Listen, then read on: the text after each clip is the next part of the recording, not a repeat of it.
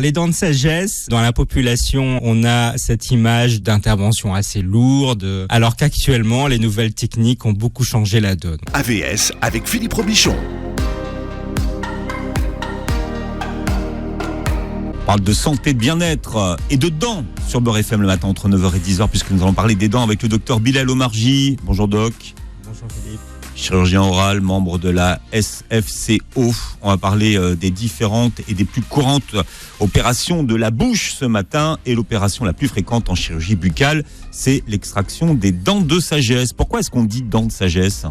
Alors parce que c'est les dernières dents qui font éruption dans la bouche et elles font éruption en général, en moyenne, entre l'âge de 16 et 25 ans. Donc on est censé avoir acquis un peu de sagesse à cet âge. Ah, c'est pour ça qu'on dit sagesse ? Exactement. Donc c'est les dernières dents d'adultes qui sortent dans la bouche. Voilà. En Corée, on les appelle les dents de l'amour. En Roumanie, les dents de l'esprit. Et en Turquie, les dents de 20 ans. Tout cela revient à dire qu'on est censé être un peu plus mature vers l'âge de 20 ans. C'est pas toujours le cas. Est-ce que ce sont des dents comme les autres, les dents de sagesse ? Exactement, ce sont des dents comme les autres, des dents adultes, avec une particularité parce que elles prennent naissance dans la bouche assez tardivement. Il faut savoir, avant l'éruption, il y a toute la stratification de la dent qui se fait dans l'os, au moins 5 à 8 ans auparavant. Mais le fait que la formation de la dent se fait alors que le corps est déjà en croissance, on peut avoir des variations anatomiques, une position souvent anarchique de la dent de sagesse qui peut être horizontale, tournée vers l'arrière, tournée vers l'avant, et une différence aussi de variation de forme, puisqu'on peut avoir des dents de sagesse qui sont naines et qui peuvent être miniatures. Bien. On a aussi une variation de nombre. On peut avoir une dent de sagesse supplémentaire, parfois deux. Donc au lieu de 4, on peut avoir 5, 6. En général, ils vont être miniaturisés. Et on peut avoir aussi une agénésie. Une agénésie, c'est l'absence d'une dent, de formation d'une dent. Et les dents de sagesse sont les premiers impactés dans cette absence de dent. Et cette agénésie concernerait 25% des patients aujourd'hui, ça veut dire que 25% des gens n'auraient pas de dents de sagesse. Alors, 25% des agénésies et pas 25% de la totalité de la population. Ça veut dire, mais tout le monde n'a pas de dents de sagesse. C'est ce que ça veut dire finalement. En résumé, l'épidémiologie au niveau des agénésies, c'est moins de 5% de la population présente une dent en moins, et les premières dents touchées sont les dents de sagesse. Puis fréquemment, on a l'incisive latérale maxillaire, donc qui fait partie une des dents des sourires. J'en suis un cas. Et on peut avoir. C'est pas les dents du bonheur que vous avez. En fait, c'est une conséquence. Comme il me manque 2 incisives latérales, du coup, j'ai un surplus de place et mes incisives centrales sont un peu écartées, d'où le diastème et les dents du bonheur. Mais ça me va bien. Oui, il y a des gens qui le font maintenant résorbé, par exemple. Alors, on a 2 techniques. Soit c'est la fermeture d'espace, soit c'est l'augmentation de l'espace. Donc, la fermeture de l'espace, ça passe par un traitement d'orthodontie. Donc, on réaligne le sourire comme si toutes les dents étaient présentes, et l'ouverture de l'espace permet de garder l'espace futur pour 2 implants dentaires. Des docteurs de labo, sans vouloir balancer, les affaires rapprochées. Mais je trouve que ça change les gens finalement. C'est terrible parce que c'est pas grand chose et ça change vraiment la physionomie des gens. Exactement, puisque les dents en fait ont un impact important sur la croissance de la mâchoire et en conséquence sur l'aspect esthétique du visage. Donc avoir des dents en moins, on aura une croissance de la mâchoire moins développée, on pourra avoir des anomalies de positionnement de la mâchoire, une mâchoire trop reculée ou la mâchoire du bas qui est trop avancée. On en parlera tout à l'heure pour les personnes qui sont prognates. Exact. Les dents de sagesse donc sont des molaires. Sont des 3e molaires. Ouais. Donc on a 4 côtés, haut droit, haut gauche, bas droit, bas gauche. Et elles servent à quoi alors ? Donc en fait, alors là-dessus sur la théorie scientifique actuelle, anthropologique en tout cas, c'est que plus l'homme évolue, plus sa mâchoire rétrécit, et donc les dents de sagesse auraient une fonction quasi inutile. Sinon, classiquement, elles servent de molaires, même si c'est les troisièmes molaires, elles ont un diamètre inférieur. Donc, si elles sont en bonne position dans la bouche, elles sont fonctionnelles, il n'y a aucune raison d'aller les enlever. Alors, je le disais en début d'émission, le fait d'extraire les dents de sagesse, c'est l'opération la plus courante de la bouche. Quels sont les symptômes qui sont liés aux dents de sagesse ? Alors, les dents de sagesse, c'est vrai que dans la population, on a cette image d'intervention assez lourde, 4 dents de sagesse à la fois, la bouche en hamster de une semaine à 10 jours, alors qu'actuellement, les nouvelles techniques ont beaucoup changé la donne. On en reparlera. Ça, c'est dans les rêves, hein. Non, je vous assure. Quand vous voyez les gens qui se sont fait enlever les dents de sagesse, surtout les 4 à la fois, ils ont la tête de hamster. Enfin bon. Alors ça, c'est plutôt la technique des anciens praticiens, puisque actuellement, la technique a beaucoup évolué. On utilise ce qu'on appelle la chirurgie mini-invasive, et ça aussi, ça concerne les dents de sagesse. Donc les petites incisions, au lieu de faire un gros trou d'os dans la mâchoire pour aller extraire la dent, on va découper la dent très très finement en plusieurs morceaux pour pouvoir l'enlever comme un Lego en fait, dans un petit entonnoir osseux, et donc corollairement les suites opératoires seront moins importantes. Mais la racine, vous l'enlevez comment ?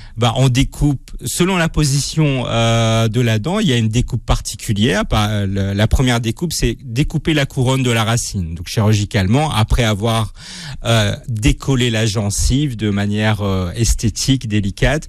Donc on va faire une fenêtre osseuse sur le plus grand contour de la dent, donc qui est à peu près le milieu de la dent. On découpe la couronne. Une fois la couronne sortie, si les racines sont importantes, on va découper entre les 2 racines. Parfois il y a 3 racines, parfois il y a 2 racines, parfois c'est plus avantageux pour le chirurgien puisque les 2 racines sont fusionnées de manière conique, donc ça glisse très facilement. Donc tout ça, sont des petites stratégies opératoires, et même on opère. Moi, j'utilise fréquemment des loupes chirurgicales, et ça me permet d'être beaucoup plus fin, puisque je vais voir comme dans Grey's Anatomy là en grossissement x3, et ça me permet de faire des petites incisions, des petites effractions de l'os, et moins on enlève de tissu, plus on respecte le corps, et plus le patient cicatrise plus rapidement. Et donc oui, on fait maintenant, les praticiens pratiquent maintenant la chirurgie des dents de sagesse, les 4 à la fois, sous anesthésie locale. Avant, il fallait aller à l'hôpital pour ça. Avant et encore maintenant, les praticiens plus âgés ont toujours l'habitude, ceux qui ont plus de 50 ans, de faire les 4 dents de sagesse sous anesthésie générale. Pour le patient, il dort, mais sachez qu'en général, les suites opératoires sont beaucoup plus lourdes, puisqu'en fait, l'opération va être très rapide, mais beaucoup moins précautionneuse qu'au fauteuil. D'accord. Donc ce que vous êtes en train de dire, c'est qu'aujourd'hui, vous faites les 4 dents à la fois. Oui. Et sous une anesthésie qui n'est pas générale. Non, anesthésie locale, le patient est conscient, et on peut utiliser, et j'utilise la sédation consciente. Alors qu'est-ce que la sédation consciente ? Avec un simple médicament anxiolytique 1 heure avant, le patient, il est un peu dans les vapes, et ça se passe très bien. Il n'y a aucune douleur pendant l'intervention. Une intervention qui va durer combien de temps ? Donc c'est 45 minutes pour une dent normalement. Donc ça non, en général, ça dure à peu près 15 minutes par dent. Ah ouais. Donc jusqu'à 60 minutes dans les cas un peu difficiles. Donc en 1 heure, vous faites les 4 dents. En 1 heure, les 4 dents sont pliées. Mais attention, avec qui le faire ? Il y a les chirurgiens dentistes. Les chirurgiens dentistes sont des praticiens généralistes. Ils ne pratiquent pas la chirurgie orale de manière exclusive. En général, eux, ils vont prendre plus de temps. Ils vont faire plutôt la technique 2 par 2. Donc 2 dents de sagesse, 1 mois après, 2 autres dents de sagesse, côté par côté. Donc ça, c'est pour les dentistes. Les dentistes généralistes. D'accord. Qui vont en général faire les dents de sagesse simples à moyennement compliquées. Les dents de sagesse plus compliquées, il vaut mieux s'adresser à un spécialiste, et on a donc la nouvelle spécialité de chirurgie orale depuis 2011. L'inconvénient, c'est qu'on est peu nombreux en France, puisqu'on en forme 30 par an en France. Depuis 2011, 11, donc les premiers sont sortis en 2015, et plus les anciens praticiens spécialistes, ce qui fait à peu près 250 praticiens. Il y a aussi les stomatologues, qui est une ancienne appellation, donc des anciens spécialistes, et maintenant tous les nouveaux étudiants se forment à la chirurgie orale. Donc on est tous appelés chirurgiens oraux. Alors quelles sont les indications pour les enlever, les dents de sagesse? Est-ce qu'on peut les laisser finalement?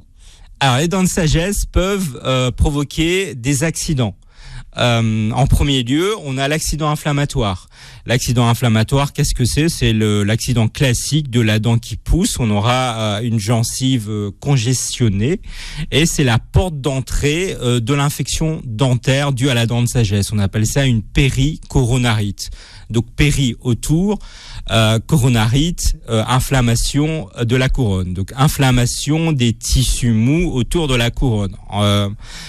Donc inflammation de la gencive, parce qu'en général quand la dent de sagesse elle pousse, il y aura une sorte de capuchon gingival, et dans ce capuchon gingival il peut y avoir des débris alimentaires qui vont se positionner et dans lesquels il y aura des bactéries, des mauvaises bactéries qui vont provoquer l'inflammation et l'infection gingivale.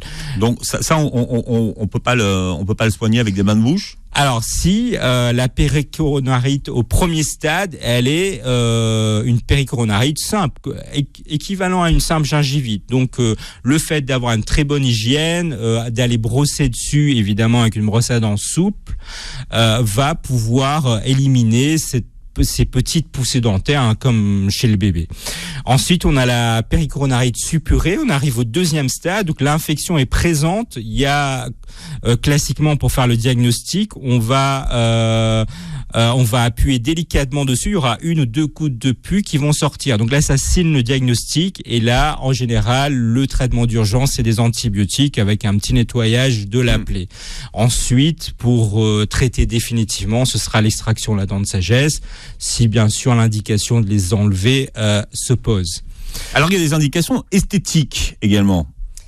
Alors esthétique au niveau des dents de sagesse. On entend beaucoup de gens qui disent voilà, j'ai mes dents de sagesse qui ont décalé toutes mes dents, donc il faut les enlever. Oui, alors deuxième chapitre, pourquoi les enlever? Après l'accident inflammatoire et infectieux, on a l'accident mécanique. Qu'est-ce que l'accident mécanique? Ma mâchoire est petite, où j'ai fait un beau traitement d'orthodontie, j'ai plus de place pour la dent de sagesse, donc la dent de sagesse, quand elle va pousser, elle va aller embêter la dent d'à côté, la deuxième molaire. La deuxième molaire, sa racine pourra être détruite ou pourra être cariée.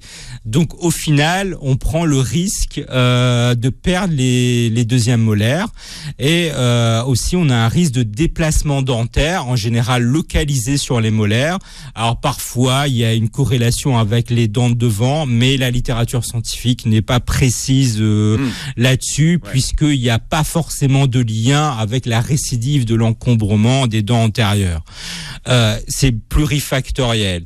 Donc, en tout cas, de manière préventive, on peut aller les enlever, ce qu'on appelle l'extraction prophylactique, donc l'extraction avant que les problèmes n'arrivent. Souvent, les orthodontistes, pas tous, aiment qu'on les enlève après leur beau traitement d'orthodontie, ce qui donne une garantie supplémentaire pour pas que ça vienne embêter. Alors, on parlera des implants tout à l'heure, mais est-ce qu'on fait des implants sur des dents de sagesse? Alors ça non. existe ou pas? Non. Non, puisque les dents de sagesse, dans la fonction masticatoire, elles présentent moins de 5% de l'efficacité masticatoire. Donc, on va pas les remplacer. Alors, j'ai regardé les questions les plus fréquentes qui sont posées suite à l'extraction des dents de sagesse. C'est de savoir, une qui revient souvent, c'est le tabac. Combien de temps après s'être fait enlever les dents de sagesse, on peut refumer? Et pourquoi c'est pas bon de fumer après? Alors, de manière pratique, quand on a une chirurgie de la bouche, que ce soit dents de sagesse, implant et greffe osseuse ou greffe gingivale ou une opération pathologique comme pour enlever un kyste, le tabac et la chirurgie de la bouche ne fait pas bon ménage, puisque dans le tabac, on aura une fumée qui sera à haute température et tout ça va former ce qu'on appelle une vasoconstriction. Donc, le flux sanguin sera réduit et donc la cicatrisation sera plus lente. On aura donc des retards de cicatrisation. Donc idéalement, on demande de faire une semaine, une fenêtre d'arrêt tabagique, soit une semaine avant et 10 jours après. C'est très très difficile pour certaines personnes. Donc au minimum, moi je demande un jour avant ou le jour même, et 3 jours d'arrêt du tabac, et le moins possible pendant les 10 premiers jours. Voilà, et c'est vrai pour toutes les opérations. C'est vrai pour toutes les opérations de chirurgie orale, et encore plus important pour les implants dentaires, puisque dans les implants, il y aura un phénomène d'intégration de l'implant à l'os. Expliquez-nous pourquoi on est tout gonflé, finalement, puisque c'est les dents qu'on enlève, et qu'est-ce qu'on peut faire pour dégonfler rapidement? Alors pourquoi on est beaucoup gonflé? Puisque autour de la mâchoire, il y a beaucoup de tissus mous. Les tissus mous sont des tissus qui sont représentés par les muscles, les tissus un peu lâches. On a du tissu graisseux ou du tissu celluleux qui vont permettre le glissement de toute la mimique, de toute la musculature faciale. Et ce sont ces espaces qui vont être infectés ou inflammés, et qui, dans l'accident infectieux des dents de sagesse qu'on a vu tout à l'heure, mais aussi en post-opératoire, parce qu'en fait, l'œdème inflammatoire va se loger là-dedans. Et du coup, on aura cet œdème qui vont former un peu des bajoux de hamster. Alors, plus la chirurgie est invasive, plus l'œdème est présent. Donc, plus le patient a des facteurs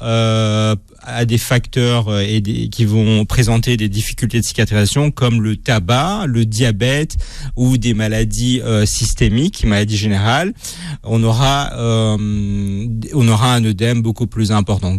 Qu'est-ce qu'on peut faire? Donc déjà, c'est d'avoir un praticien qui prémédique le patient, c'est-à-dire il y aura des médicaments qu'il faudra commencer en préopératoire.